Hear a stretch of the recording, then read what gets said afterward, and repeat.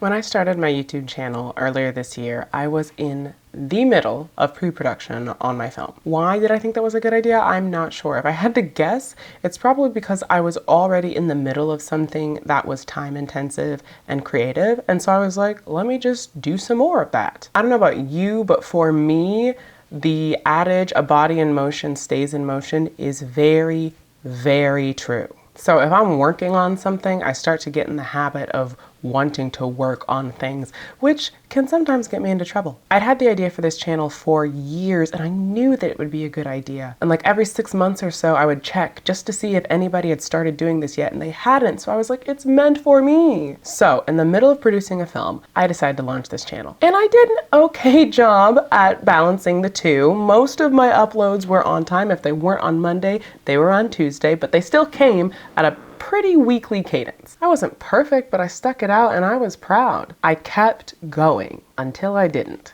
The film took over my life, and the time that was elapsing from my last upload date just kept getting longer and longer, but I was like, it's okay. It's okay. Once I wrap the film, I'll get right back into it. My last upload was in August. We were gonna wrap the film at the beginning of September. I was like, it'll just be a couple weeks break and it'll be fine. But the thing is, the film itself never actually slowed down. After we wrapped, I still had mountains and mountains of work to do. I still have mountains of work to do. But I was like, at least it's not as urgent as it was before. At least now I can try and find ways to carve out time to make my content. And I did. I filmed a comeback video, I filmed 2 artist check-ins, but sitting in front of the camera and talking doesn't take as long as editing does, and I could not find time to edit, not while I was in the middle of editing my film. But I was like, that's fine. Once life slows down a little bit, I will sit down and edit these and it's gonna be cool. And then, before I knew it,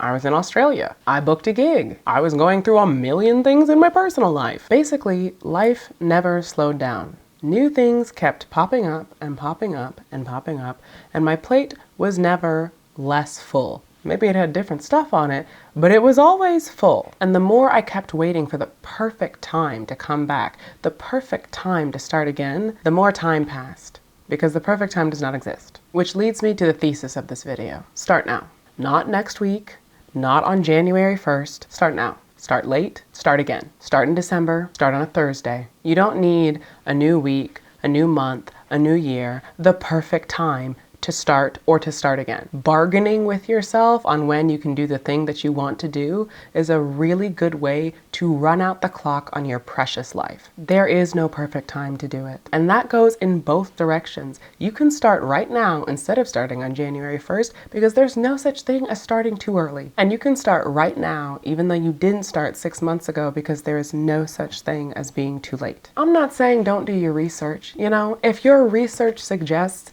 that the best time to start is in the middle of March, then do what you gotta do. But I am urging you to look at your behavior and ask, am I making excuses? Am I negotiating and bargaining with time because I'm afraid? Am I putting unrealistic barriers on myself, such as when I'm free? In my case, the film had become a legitimate barrier to me being able to get anything else done. But at some point, I shifted the goalposts from once I get past this legitimate barrier to nebulous, impossible to pin down checkpoint. And I think we humans do that a lot. We start to push the goalposts, especially if it's for something hard or something we're afraid to fail at. Because if we don't try, we can't fail. If we keep delaying our attempt, we keep delaying our failure. It's a nasty little trick our anxiety plays on us. And it's the quickest way to arrive at the end of your life having done nothing. Because you will never be free. Our lives have this way of occupying as much time and space that we'll allow. Remember before social media?